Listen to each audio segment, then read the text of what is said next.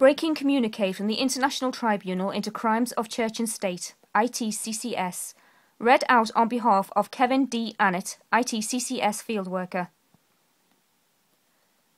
1 week to go before direct actions commence against child-killing churches.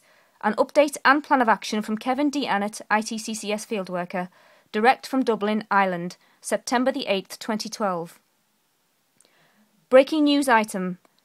Vatican officials have 1 week to respond to 10 requirements issued last May by survivors of church terror, or face permanent banishment, occupations and legal summonses. Hello to you all. It's fitting I am writing this from Dublin, where the top Catholic prelate in that land, Cardinal Sean Brady, is implicated in protecting child rapists in his diocese and may soon resign, and where his probable replacement, Archbishop Dermot Martin, has been forced to meet with Itccs and ACCAW activists after they occupied Dublin's main cathedral recently, and one of them, John Deegan, even manacled himself to the cathedral altar during a mass.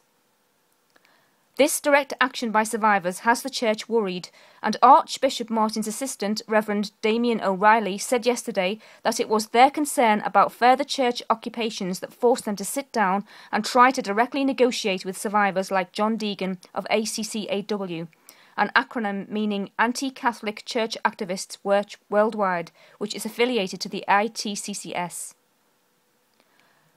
Nowhere else in the world has the church hierarchy actually bargained with their opponents. The church generally relies instead on obliging governments to shield them from the fallout from their crimes towards children. But the fact that this storm is erupting in the heart of the reputedly most Catholic nation in the world is a sign of how desperate the church leaders are becoming. But more to the point, it demonstrates that only direct disruption and civil disobedience gets results when it comes to the oldest corporation on earth. Now is the time, as they say, to press the matter home. As John Deegan and the Itccs said this week to Damien O'Reilly and his church bosses, the Vatican must do two simple things if it wants to avoid ongoing occupations. Defrock all present and future child-raping priests and those who protect them, and make every clergy and church officer from Pope Benedict on down take a public, binding oath to protect children from predators and expose those who harm the innocent, even if doing so contradicts and defies church laws and customs. If the hierarchy equivocates on this requirement of humanity and the law, or says no, then direct actions against the Vatican and its churches will commence in 1 week.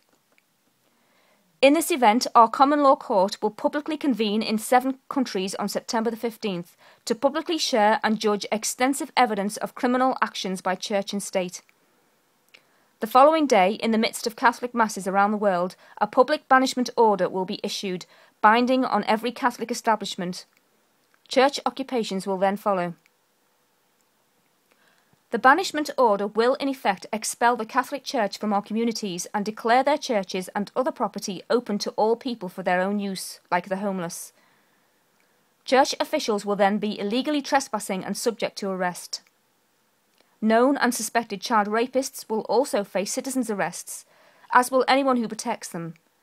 And in some cases, street corner tribunals will be held on church property where victims of genocide and torture by the same church will tell their stories and share other evidence with the public and the media.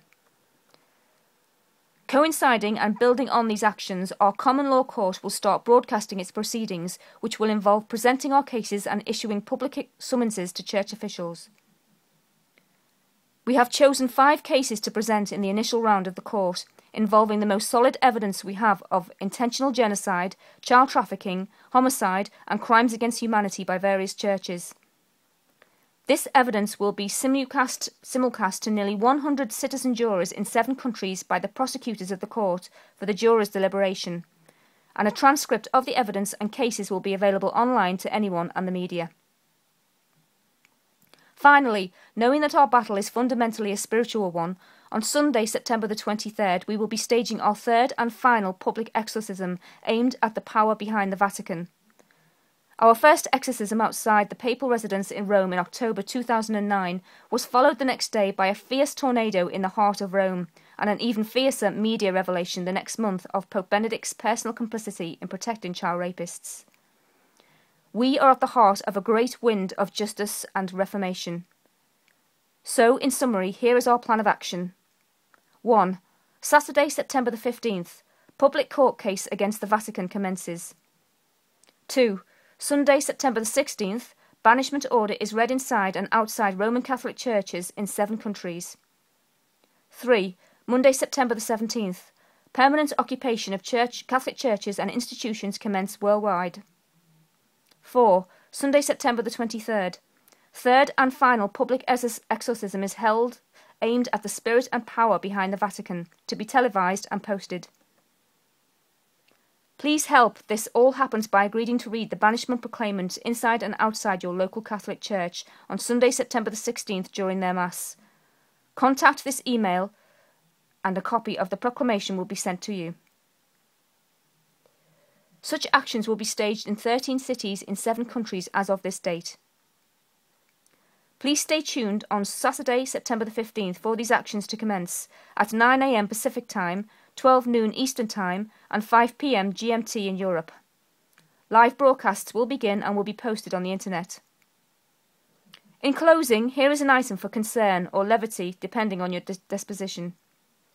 I learned today that our Itccs Council of Elders in Brussels was just informed by trusted sources of theirs in the British Civil Service and the European Parliament that the Home Office in London has declared me, Kevin Annet, a threat to the British national security, allegedly for having caused threats to the peace of mind and security of Her Majesty. I am therefore to be immediately detained and imprisoned under the Fixated Threat Assessment Protocol, FTAP, the moment I set foot on British soil. FTAP is a way nowadays in England to brand activists as mentally disturbed and lock them away for years, under medieval-like laws harking back to the Inquisition and Star Chamber's private courts. It is supposed to get us all too frightened to publicly protest or speak out. Well, I'm not frightened, Liz. This is just more obstruction of justice, more belated attempts to fog the fact of centuries of genocide by the Crown.